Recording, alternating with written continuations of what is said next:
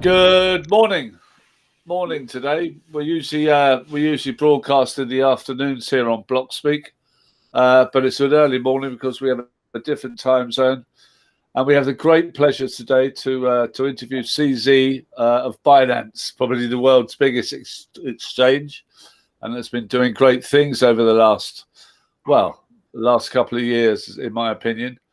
So welcome, CZ. Where are you at the moment? I'm in Singapore. Thanks for having me. Oh, absolute pleasure. So Singapore is in lockdown or just kind of in between lockdowns?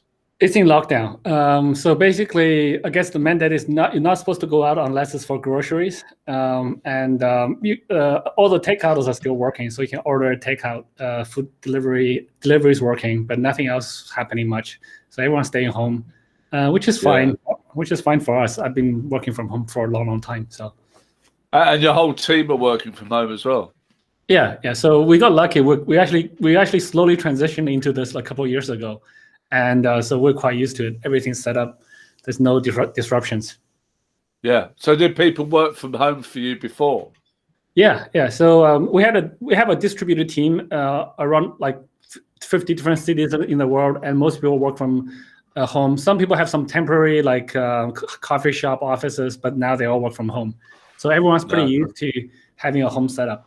Yeah. Do you think you'll keep that after the kind of peak is over? I suppose the peak is over, but do you think that will be a future plank of your policy, your working from home policy?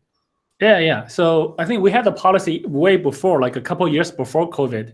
So even after COVID, we'll continue with the same process. Our process is designed so that it facilitates this type of remote work. It's very different from a traditional central office kind of organization. So we already have our process adapted.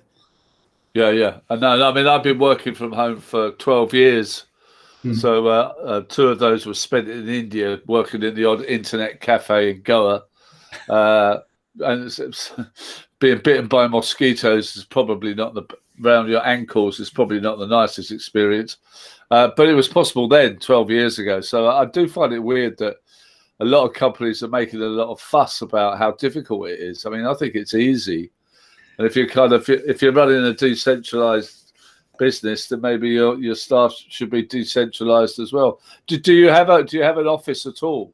The last time I spoke to one of your guys was in Malta about 18 months ago, and I thought the latest I heard that you were going to kind of try and headquarter yourself in Malta. Is that right, or am I out of date?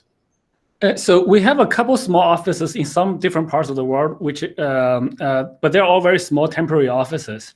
And Malta is not really our headquarters. We don't really subscribe to the headquarter concept anymore. We move around so much. And there are some intrinsic difficulties in moving from all work from the office to a decentralized work from home structure, especially for large teams who are doing software development. It ties into system architecture and all these other concepts. If you work on a monolithic system, that's one app or one website. If you don't if you don't architect the system correctly, it's very difficult to work from home when everyone have to talk to everyone else. But if you design the system so that they have different modules, different components, the APIs communicating are clear, then it's much easier for people to work in smaller teams and they can work from home. So there's some subtle differences which makes it difficult to transition, but it takes some time. We've done that a couple of years ago. So this time there was no transition for us. Yeah, that sounds like you had some prescience and some vision there in the way that this, the way that things have currently transpired. Here in the UK, I live about 45 miles south of London. I live literally about 500 meters from a national park called the South Downs, which kind of goes across the bottom of the UK. I'm 25 minutes from Gatwick Airport. I'm 15 minutes from Brighton, which is a town on the coast, and 45 minutes from London. So actually 2 minutes from my son's school. So we thought we'd found a perfect place to live, geographically about where we could go from. But over the last 2 or 3 months, I've kind of fallen in love with the area that I live in. Do you know what I mean? That, you know, lots of walks, take the dogs and all that stuff. So I suppose for me, I am begging and dying to get back to my London life. And I just have a meeting. I have meetings once a week in my members club in Soho. So that's my London every Wednesday, you know what I mean? But I'm slightly worried that people are going to copy me now. And there's going to be lots of people on the train when I get on the train at 11 a.m. The train that we call the gentleman's train, you know? Gentleman's train. Yeah, I mean, it's a very nice area, yeah. So it's cool. Yeah, so it's been quite easy up here. But it's just... I don't know what you think about Zoom calls, but there was a great piece, I think, in maybe BuzzFeed last week saying that why are we all so exhausted after a Zoom call? And I think it is that because we're not meeting each other face to face. You look close enough for me to shake your hand or, you know, say hello. But the fact that we're not using 3 of our senses, it kind of makes it easier sometimes to talk just on the phone. At least you know where you are with ears. When it comes to faces, you're looking at the camera, you're looking past with the person you're speaking to. Is that the technology of choice you use? Is Zoom that's something that you use with your remote workers? We actually don't use Zoom that much now. We use Zoom mostly for external facing calls. We use a couple internal tools that are not as popular widely, and they have stronger encryption, etc. So those tools work as well. I mean, we also don't really use a lot of video conferencing. We use more of the voice conferencing. Every once in a while, we turn on the video, but turning on video, especially now, everyone's conferencing, and there's bandwidth issues with Zoom, Google Hangouts. So turning off video is actually easier, we find. Yeah. No, I think I spoke to a friend on the phone on Friday, and it was a much kind of less exhausting experience. Yeah. I mean, me speaking to you is effectively me going on stage as much as you're going on stage, and we're having that kind of adrenaline conversation. I'll probably forget what to say, and then I panic about the next question, and then you might feel a little bit pissed off about the question that you receive. You know what I mean? It's still quite a stressful experience interviewing someone, but I find it much more exhausting than any other than being on stage. You know, because you've got the adrenaline going both ways, and when you get off the call, it's like, God, I'm so tired. You know what I mean? But anyway, so we had our Zoom problems this morning. We're now on Hangouts. I mean, I think most of our audience will know of you, sir, and the fact that you come from humble beginnings, and there's been a very, very, very interesting road to success before you came to the crypto world, kind of in an elevator sense, as opposed to walking up lots of flights of stairs. Could you kind of give us a synopsis of where you came from and how you got to be where you are? Sure. Yeah, I mean, so I lived in a lot of countries even when I was younger. So I grew up, I was born in China, moved to Canada when I was a teenager, went to high school there, and then graduated from there, and then worked in Tokyo, New York, Shanghai, Hong Kong, before I came across crypto. And I did my little own startup from 2005 to 2013. So I was in that startup for 8 years. So that's when I was like 20-something to 30-something. In 2013, I came across Bitcoin. I was like, I fell in love with it, basically. I read about it, understood it, and figured out I'm going to dedicate full-time into it. So I first quit my job, and then sold my house, bought Bitcoins with the money I sold from my house. No way. And then actually, before I even sold the house, I was trying to sell the house, but selling the house takes a while. But before I sell the house, I landed a job in the crypto space. So I dived basically head in. That was in 2013, 2014. That was end of 2013, early 2014 timeframe. Joined a couple of companies first, a blockchain.info, which is a wallet company, and then a Chinese cryptocurrency exchange. In 2015, I left that, started my own tech company, which provides a cloud-based exchange solutions for other exchanges. Most of our clients are actually not crypto related. And then 2017, we said, well, the timing is probably right, and let's start Binance. And so that's how, and then the rest, most people probably know a little bit about Binance now. So we got really lucky. And we rode the wave at the end of 2017, became one of the world's largest exchanges by most matrices. So that's kind of how we got here. Yeah, I mean, I've seen your rise. It's quite extraordinary. Have you made any acquisitions on the way? Oh yeah. We made plenty of acquisitions. I think we have. I think we have probably somewhere around 24 acquisitions, about 56. On top of that, about 56 investments.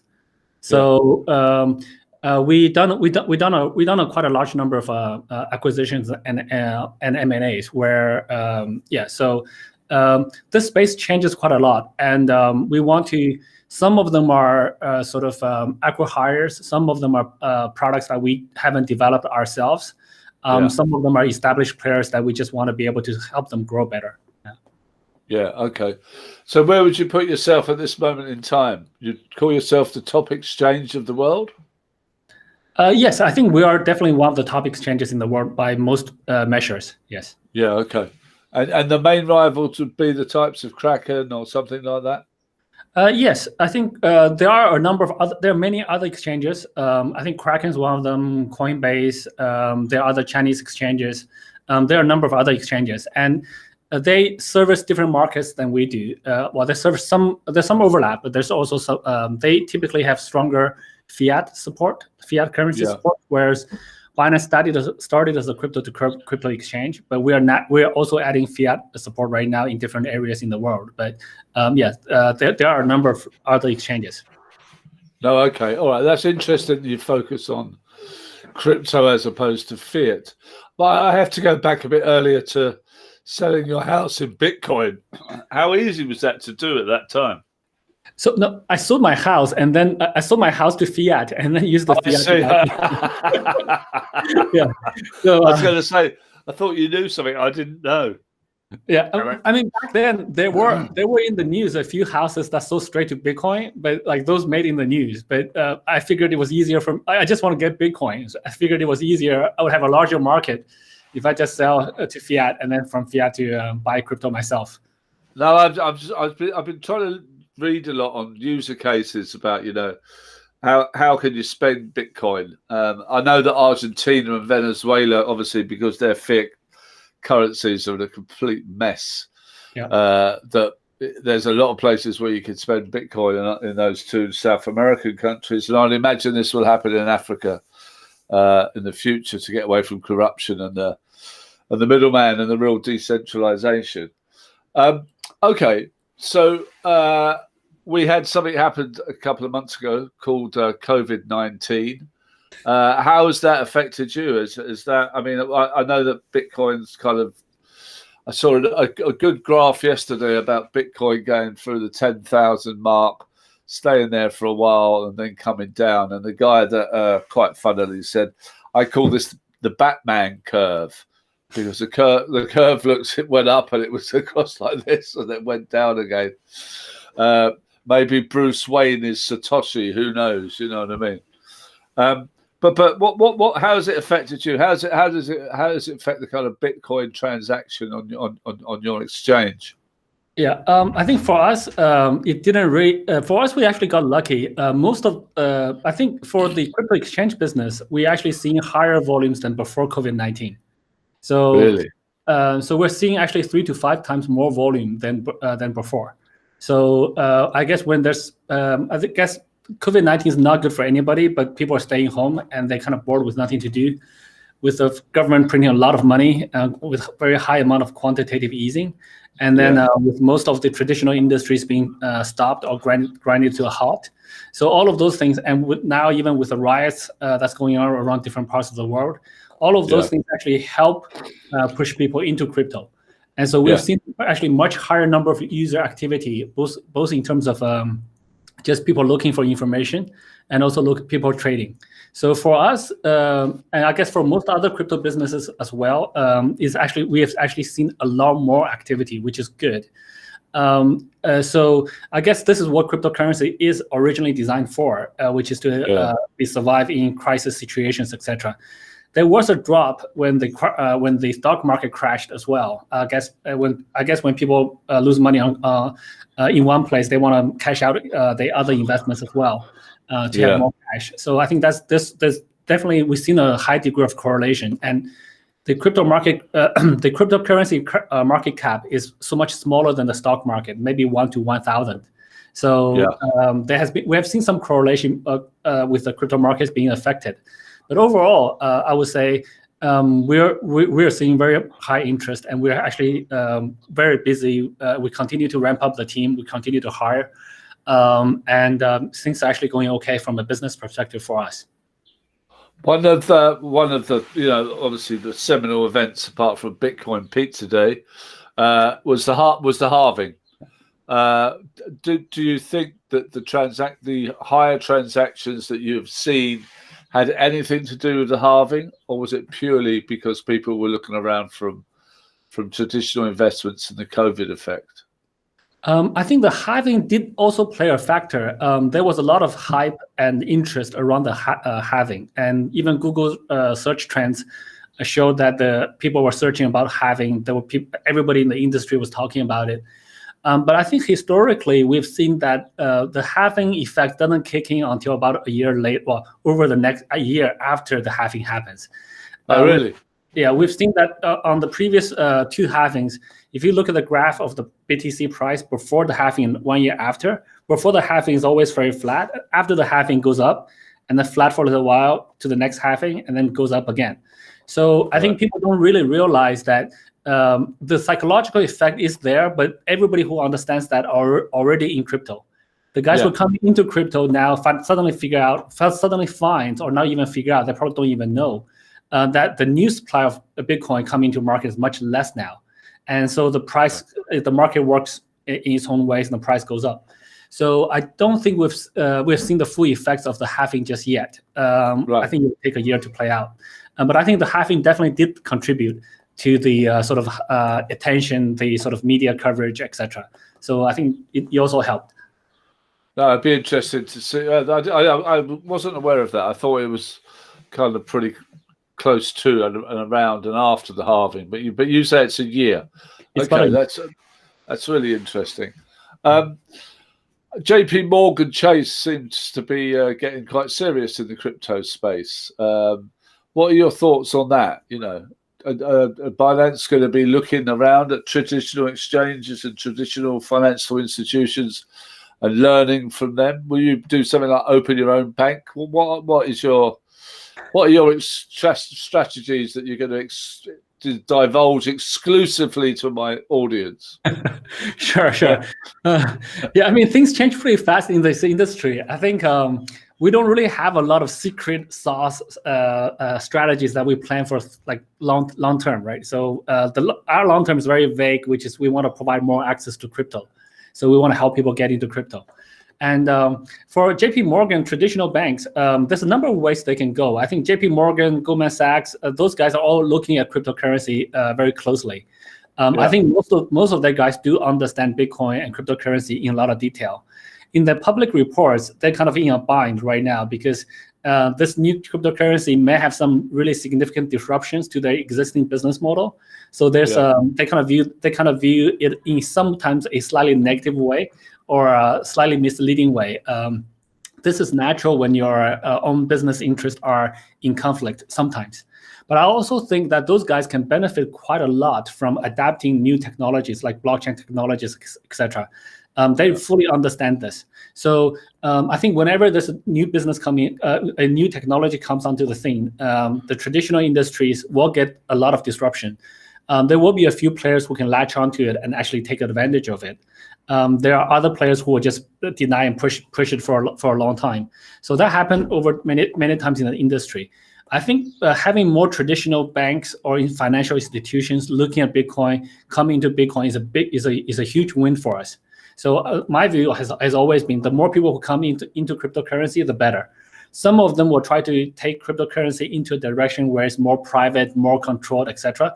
those things will generally not get probably will not get high amount of adoption over time. Because fundamentally, people want higher degree of freedom, lower cost of transactions, more freedom to invest, etc. So I think fundamentally, if those other traditional players can provide the same level of freedom and security and low fees, then they will win. But I just don't see how they can operate in the traditional financial fiat world to do that. If they can do that in the new cryptocurrency world, then they will just make the cryptocurrency world bigger, which is good for everyone here now. So I typically very I typically very much welcome them. And then as to our strategy, whoever wants to work with us, we're open to working with them. And as to acquiring a bank, we're open. We definitely want to work with banks. We want to work with traditional fiat financial services so that we get the bridge going. Because otherwise, we need today most of the money is still in fiat currencies. So we need to have bridges. We need to have channels for that money to flow into crypto. So there's a number of ways to do that. We can work with banks. We can acquire a small bank. I don't know how to run a bank. We'll have to find somebody who do. All of those options are on the table. We will not be. We're pretty small. We will not be able to acquire a large bank. So all of those, but we may get bigger over time. So we'll see. All of those options are kind of up in the air. We'll just have to see step by step. Yeah, I suppose there's a similar kind of dichotomy in the kind of fintech world where you have kind of fintech systems starting off on their own and then ignoring the kind of traditional banking legacy systems, and then you have others that want to work on top of them. So I suppose it's like anything else that kind of like shakes out. You know what I mean? It will shake out at the end. I'll just go back to kind of volumes on your exchange. Move the emphasis away from Bitcoin. Did you see a similar kind of uptake? I know there was no Ethereum halving or anything like that, but have you seen the kind of demand for altcoins, and are you bullish about Ethereum and the way that is going to go over the next 6 months? I think all we can do is think about 6 months at the moment. You know what I mean? Yes. So I'm generally very bullish about altcoins. But I want to make it clear that not altcoins are a very large category. There are thousands of tens of thousands or hundreds of thousands of coins, altcoins that have been created, other than Bitcoin. Of those, there will only be a small percentage of them that will be successful. This is very similar to like traditional internet startups, etc. When the new things come up, only a small percentage of them will be successful. So that's just the nature of new startups and new technologies. Of the handful strong altcoins or the crypto projects, I think there will be a number of them will be successful. I think Ethereum's already have very decent market share, market penetration and adoption. There's a more than critical mass of users using it and developers developing smart contracts on it, and it's already a fundamental layer in the cryptocurrency ecosphere. So I think it will continue to do well. I think both Ethereum and Bitcoin have some capacity. They're running into capacity issues. Basically, the networks are oversaturated. Basically, the demand is already higher than what their creators envisioned when they created it, even though they were only created a few years ago. So Ethereum, we're waiting for 2.0 coming out, and it's difficult once you have like a large rollout, a large adoption of your technology. So, but I know Vitalik is a very genius kid. I'm sure I'm confident he probably will be able to figure something out. And it's good that you ask about Ethereum. Most other coins I will not be able to comment because like they're smaller, etc. But I'm very supportive of Ethereum, and I'm also supportive of our own project. So we're trying to grow in the ecosystem as well. But overall, I'm bullish on altcoins. I think there will be a number of strong projects that will emerge after the sort of everything else, all the dust settles. Yeah. Okay. Well, I was going to ask you what your favorite altcoin was, but I'll pass on that. So you have to be a man of discretion at this moment. Yeah. If we were in a bar and I was interviewing you in a bar when they open again, maybe I could have got a different answer. I've lost all my skills, CZ, by not being able to talk to people in bars. My natural journalism has hit a Zoom wall, if you know what I mean. Right. Lots of creativity. It's the worst thing that's ever happened to me. But going back to the kind of merger and acquisitions side of your business, I mean, I know that you purchased CoinMarketCap recently. Yep. It would be nice to know what the strategy and the reasoning. I think it's kind of obvious, but it would be nice to know what your strategy was for doing that, why you chose them, and the plans that you have for it. Sure. I think basically, as I said, we want to provide access to crypto, and if we break that down, we can break that down into two types of access. There's access to liquidity, how to get crypto, how to buy, and if you want, you can trade it. And then there's the how to access to crypto information. So how to learn about cryptocurrencies, how to find out about different projects, look at data, and even news, etc. So CoinMarketCap is kind of in the second category. Most people look and learn before they actually buy. So and CoinMarketCap is a very key in that role. And CoinMarketCap is one of the largest, most visited website in this industry. So they're kind of the landing page for cryptocurrencies. And and the original founder, Brandon, has grown it over the last 7 years to be the leading platform for that, and have overwhelming majority market share. But it's run by a small team, and we figured that we can acquire it and merge with it and help it grow further. So that's really the sort of fundamental thinking behind it. There will be a lot of synergies between CoinMarketCap and Binance and the Binance overall ecosystem. So now it's part of our ecosystem. We just want to help it to grow. So that's really it. Yeah. Yeah. No, I mean, from my side, I think it's a genius acquisition.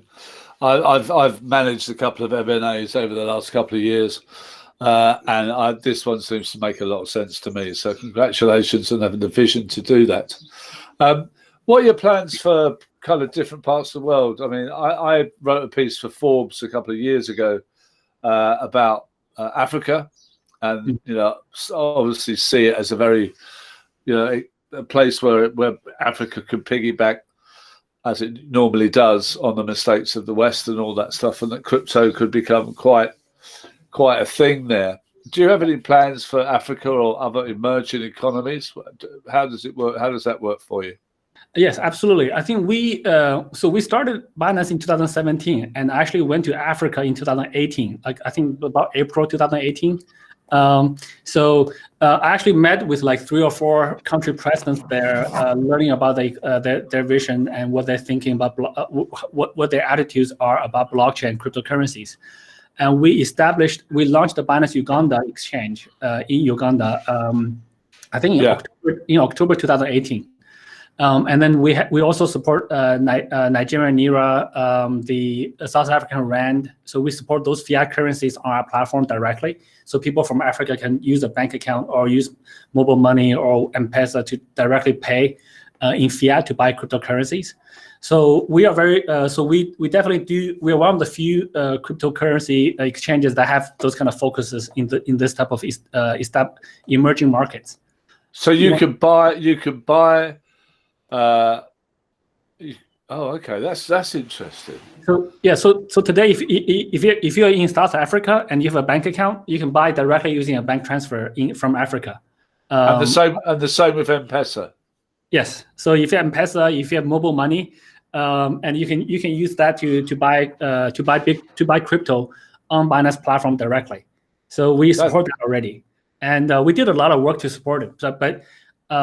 So this kind of shows that I do think Africa is a huge and very important market, and it's a very different market from the established markets. So markets like UK, US, there's the traditional financial infrastructure is very established, and there's a lot of existing players, a lot of existing infrastructure you have to sort of integrate with. Whereas there is actually kind of blank. In Africa, it's like there's no. I should say the existing financial infrastructure is much less developed, so you have less to disrupt, and they're actually very willing to use cryptocurrency as a new financial services platforms. So, and the population there is big.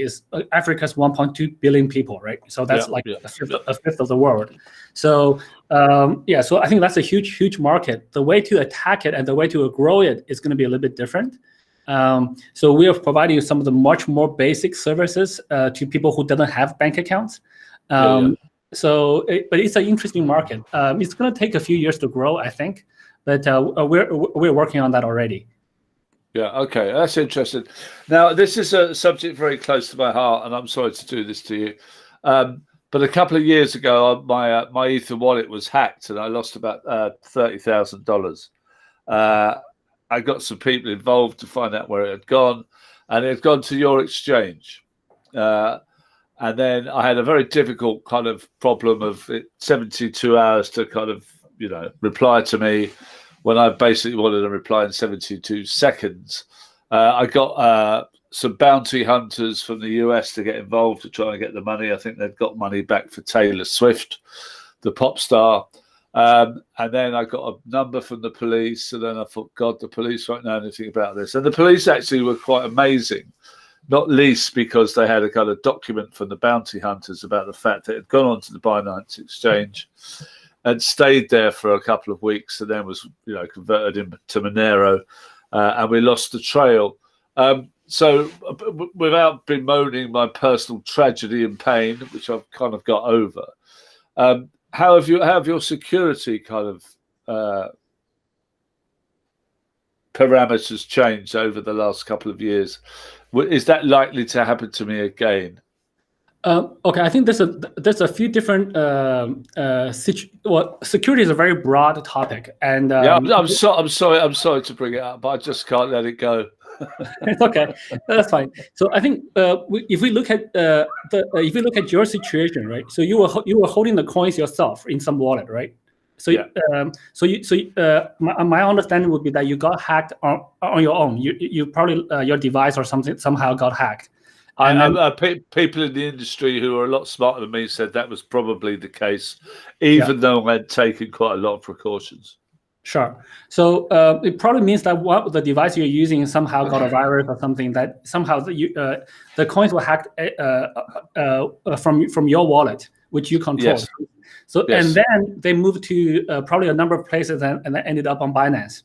Yes.